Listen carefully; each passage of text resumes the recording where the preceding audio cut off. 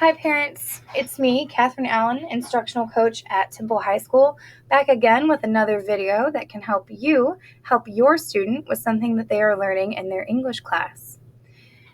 We're going to talk about semicolon and comma usage today.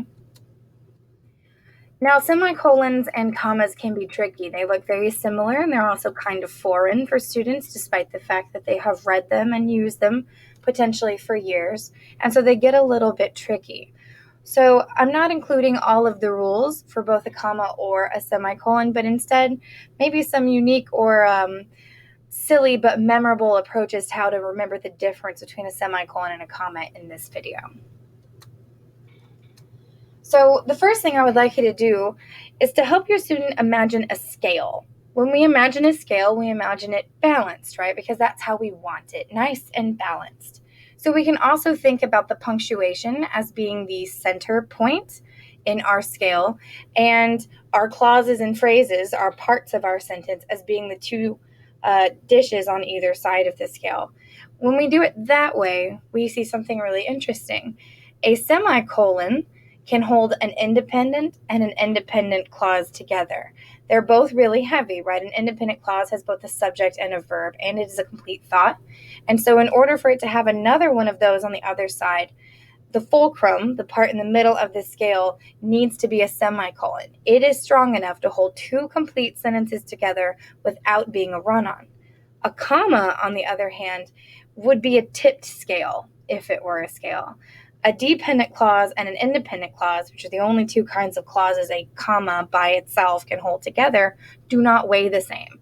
An independent, like we said in the semicolon example, has both a subject and a verb and is a complete thought, where a dependent has neither the subject nor the verb and is not a complete thought. It's an introductory phrase, or some other kind of phrase, but it's not the meat of the sentence. And so if this were a scale, the independent clause would be much heavier than the dependent clause. If we can train our students to think like that, they would realize that when it's equally weighted, both sides of the punctuation, I should be using a semicolon. If either side is heavier than the other, I should be using a comma. Here's another way we can think about it.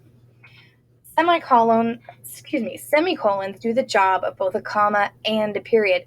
That's why they look like a combo of both, right? They look like a period because they do what a period does. A period indicates that this is a complete thought. I have a subject, a verb, and my statement reaches a logical conclusion. So yes, it looks like a period because that is what happens on both sides of the semicolon. But it also looks like a comma because a comma suggests, reader, you are not finished. There's more information past this piece of punctuation that you're going to want to know. So the semicolon says, yes, you can stop reading because it is a complete sentence, but no, dear reader, you should keep going because this information, although it too is a complete sentence, is also worth your time. Here's another way you can think about semicolons.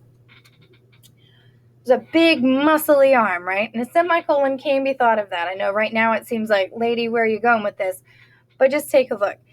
When I draw a semicolon over the muscly arm, I think you'll understand what I mean. So I like to think of semicolons as also maybe a flexed bicep because it is strong enough to hold two complete sentences together. If we imagine the scale example from before, only the semicolon can keep them equal.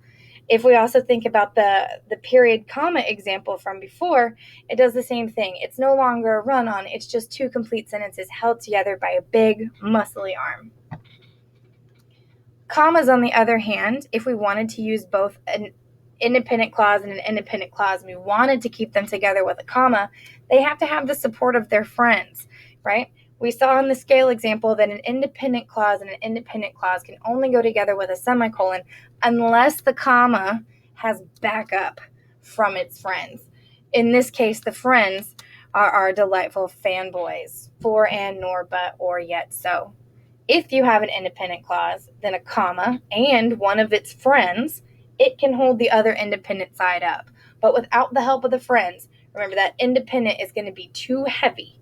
Both sides of this are they're going to be unweighted like we did in the scales.